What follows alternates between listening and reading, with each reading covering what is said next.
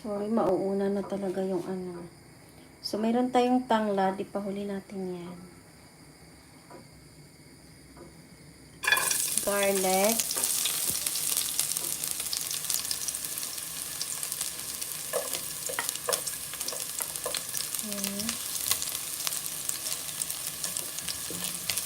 Konti lang naman to pero ayan.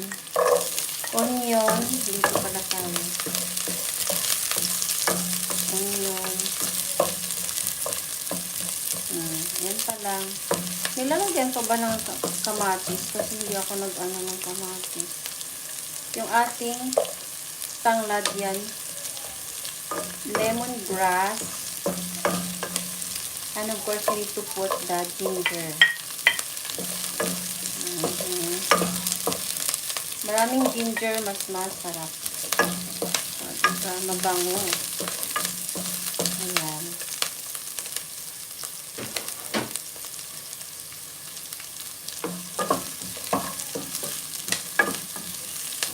Actually, last time, kita ko rin dun sa Facebook na nagluto din sila ng ilonggo din. Nagluto din ng linotik na kalabasa.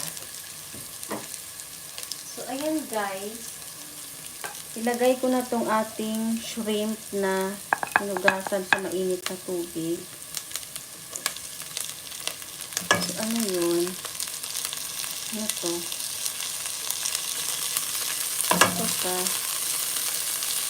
I-remove.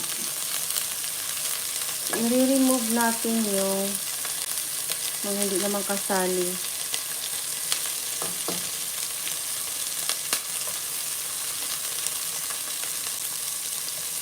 Shrimp.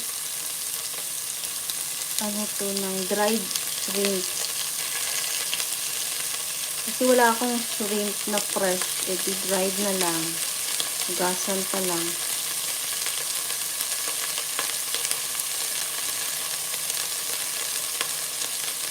Dumi ng kaldero ko, no? Pero hindi siya madumi, guys. Malinis yan.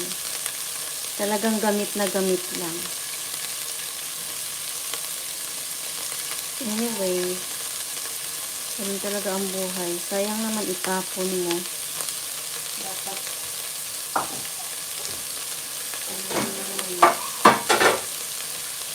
So, ayan guys, napakabango na niya.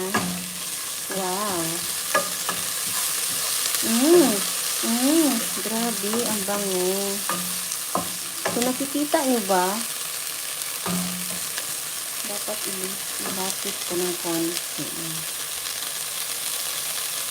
Para kitang-kita talaga ang nangyayari.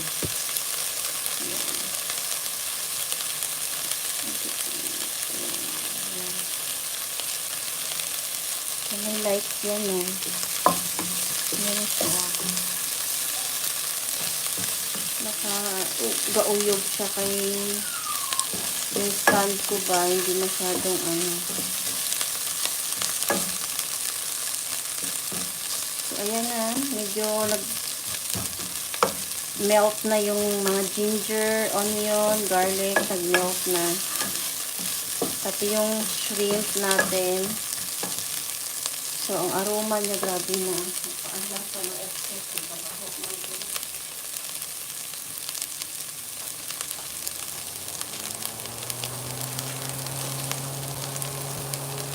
Ayan na guys. O, diba? Nakita nyo. Sobrang bango. Tapos, ilagay ko na din to guys, ang tanglad. Ang ating kalabasa. Bubuka na.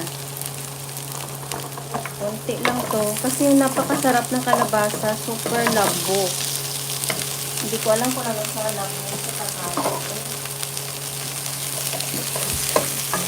Ayan, mix-mix lang natin.